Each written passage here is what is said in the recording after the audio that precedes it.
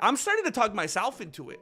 I'm too good at this. I'm starting to convince myself that Conor wasn't hurt. I think it just shows how easily manipulated people are. And I've said this too many times. People that are 100% believing he was not injured. Don't say that he was injured. You're being a conspiracy theorist. They're totally eating out of the hands of the UFC. Saying that Conor McGregor was not injured going into the fight is 100% the damage control UFC narrative. Because if it was true, first of all, if Conor went into that fight injured, do you understand how bad that makes the UFC look that they didn't catch that? There's no angle.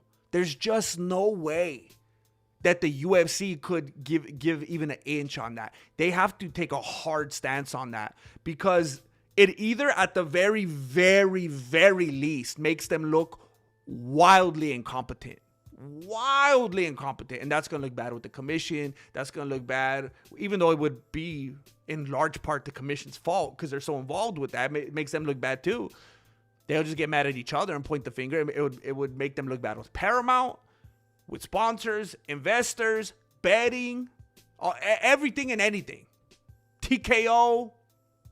So the UFC can't budge on that. They can't. They cannot admit that. Even if they say, we didn't know, we weren't complicit. Oh, so you're just incompetent. So they're going hard on that. And there's something that's happened like in our society or like in the world.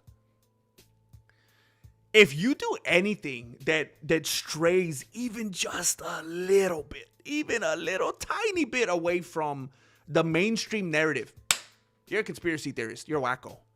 And it's been done beautifully by whoever you want to say controls the strings. Because what that does is keep people in check. Because if anybody goes against the grain even just a little bit, or they go off the mainstream hive mind, they're labeled a conspiracy theorist and a wacko. You're crazy. You don't know anything, weirdo. And when you see that happening, that should reveal something to you. When that hive mind is just attacking people that have the nerve to think even just a little bit differently, just a little bit outside the narrative, that should tell you something. And for a lot of people, they don't even notice it. And so I have to say first, I think it's absolutely possible that Conor McGregor, I'm not saying I believe this, but I think you'd be foolish to think it's not possible that he's faking it 100%. Any one of us, unless you're just, I don't know, just a bad actor or bad at like faking something, I don't know. I feel like anyone here right now, anyone watching this later, could do everything that Conor did that was, aligned with faking it.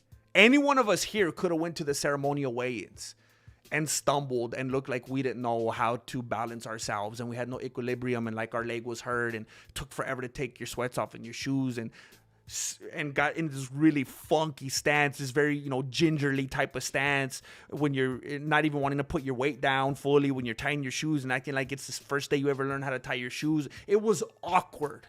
It just went on. And then how he gingerly got onto the scale and didn't look good and was trying to overcompensate with that, wah, and all that kind of stuff.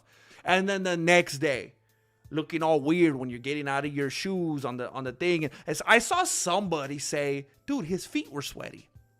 He slid. His feet were sweaty. Well, that doesn't explain why he went, whoa, ooh, ooh, ooh, and hopped like 4 times on the one. Like, I better not put the other leg down. I mean, everybody knows what it's like to take your foot out of a sweaty shoe and you slide a little bit and then you catch yourself with the other one. Whoa, okay, I'm good now. But he was like, ooh, ooh, ooh, ooh. Like, do not put the other foot down. And then something else that nobody seemed to catch on. And I clipped the little section and I kind of zoomed in on it so people would see it. Do you guys remember the movie Superbad?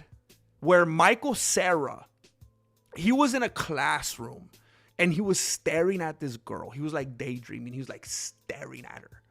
And she turns around and she sees him. Do you guys remember? Some of you are envisioning this right now. I've seen the movie too many times. he does something like this. This might not be perfect, but it's something like this. So here's what I'm going to act out right now. I'm staring at the person, and then when they catch me, I'm going to do something. And you're going to see it, okay? Here it is. And action.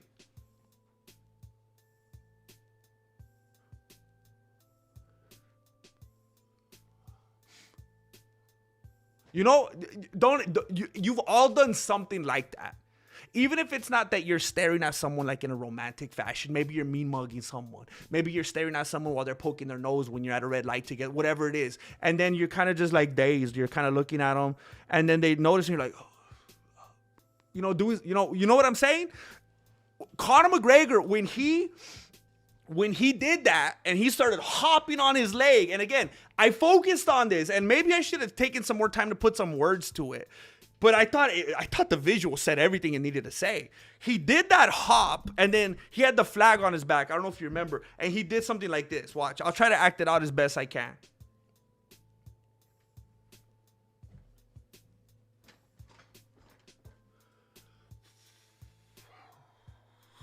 He did that. It was kind of like a, like, oh, it's all good. What's up? What are you guys doing? How you feeling? What are you getting for dinner after this? He went like this.